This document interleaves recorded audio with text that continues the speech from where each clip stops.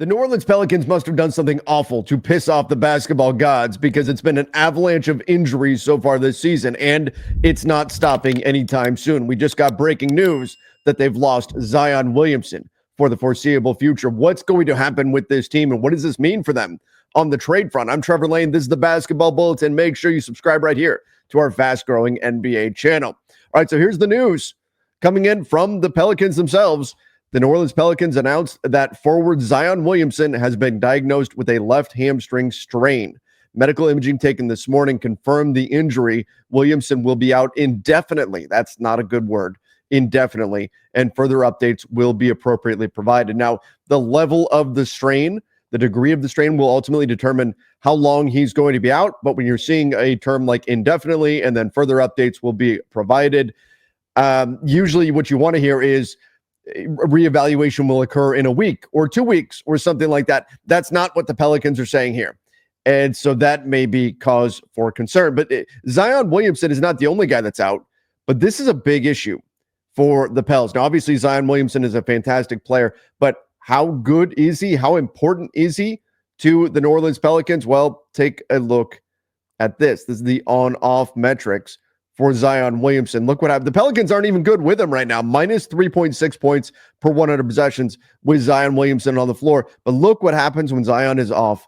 Oh my gosh. Minus 14.6 points per 100 possessions. They are getting blown out in games where Zion Williamson is not available or they don't have him on the floor. That's insane.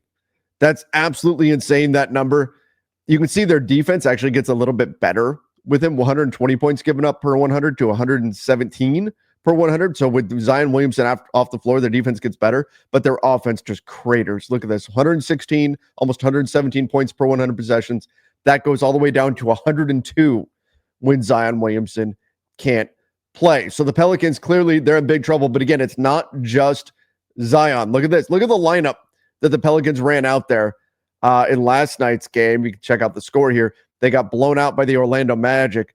Last night's game, Jeremiah Robinson-Earl, Brandon Ingram, who's like Will Smith in the empty room right now, Yves Missi, the rookie, who's done some impressive things, but still a rookie.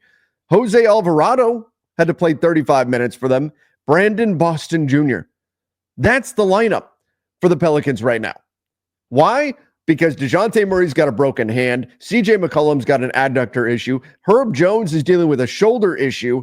That's 3 starters right there. Zion Williamson now on top of it. 4 of the 5 Pelican starters are out right now. And to make matters worse, Trey Murphy has been out all season too. Now he's preparing to make his return potentially on Monday. But my goodness, 80% of your starting lineup is injured. That's insane. I mean, that's biblical type stuff here happening to the New Orleans Pelicans. So what does this mean for this team? Well, first and foremost, thank goodness they've got their own first-round pick. Not only do they have their first-round pick, should they wind up having to just erase this season and tank, they do have their own first-round pick. They also have, which is, I think, more interesting than any of us would have expected at this point, they also have Milwaukee's pick if it falls 1 through 4. So if the pick falls if it's 5 through 30, then the New Orleans Pelicans will not get the pick. But if it's 1 through 4, the Pelicans will get Milwaukee's pick. And given where Milwaukee is currently sitting in the standings, I don't know if they will stay there forever, but it becomes a bit more interesting. Now, again, the Bucks have no reason to tank. There's no reason to think they're going to stay on the bottom of the Eastern Conference forever. They're going to try to make win now moves. But here they are, the Bucks sitting at 2-7. Giannis Antetokounmpo last night said to somebody, wasn't clear who, in the locker room that something to the effect of, if you don't want to be here, you don't have to be here. Stopped in the middle of a presser to say this. If you don't want to be here, you can leave. I'm paraphrasing. I put the short up on the YouTube channel here. You guys can check it out. So things not going well in Milwaukee. So you never know. Maybe they get the Pels get some lottery luck and they get the Bucks pick, a top 4 pick in this draft class. Whew, that would turn things around real quick. And again, they have their own pick as well, which may end up being important because as of this moment, right now, the New Orleans Pelicans have won just 3 games. Look at the talent on this team. This is a talented team. They're lacking a center. They're using Daniel Tice and rookie Yves Missi, and we knew that going into the season. They weren't balanced, but they're more talented than this, than 3-7, 4-game losing streak right now, minus 10 in point differential. This team should be better than that. But again, 80% of their starting lineup now is out and without Zion for the foreseeable future. This could put the Pelicans into serious tank mode here. So what could that look like? Let's say the Pelicans decide, you know what, this season we're cursed.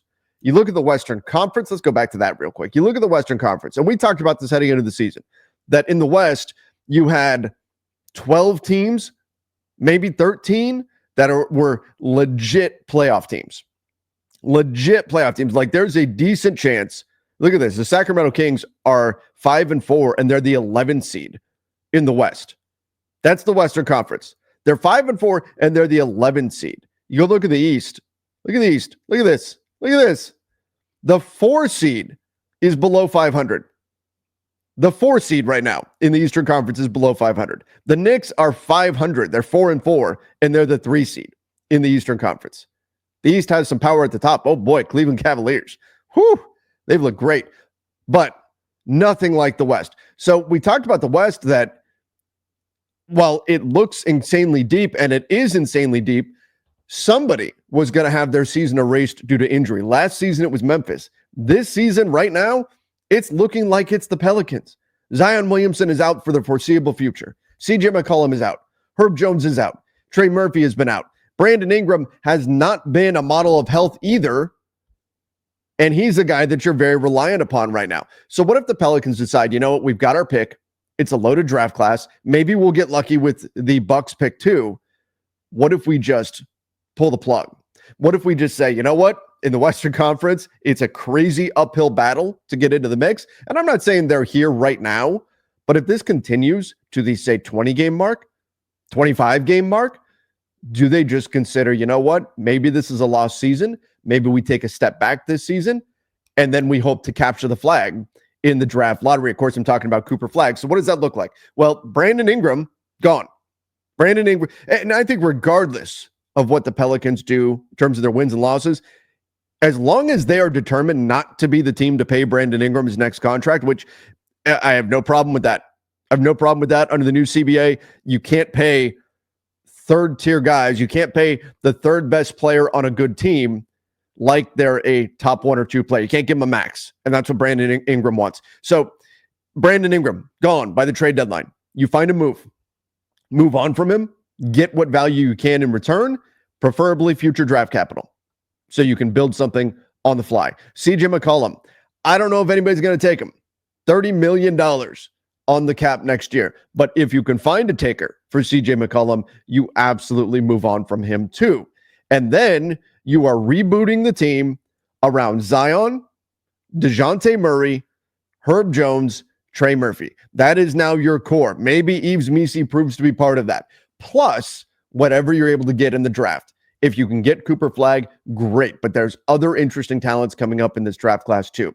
That could be a very critical piece. And in your best case scenario, the Bucks continue to struggle. They get a little lottery luck for the Pelican side, and you wind up with maybe 2 top 5 picks.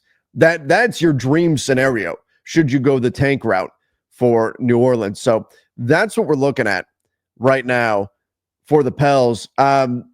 If they decide to go the tear it down route. Again, this is a talented team. I'm not saying they can't win games if and when Zion comes back, if and when CJ McCollum gets back, if and when Herb Jones gets back, on and on and on. But in the Western Conference, there's going to be a point, and it's going to come up way sooner than in the East, where you look at it and you say, realistically, these teams around us, they're not going to lose enough for us to catch up. We've dug too deep of a hole. Again, we're not there yet.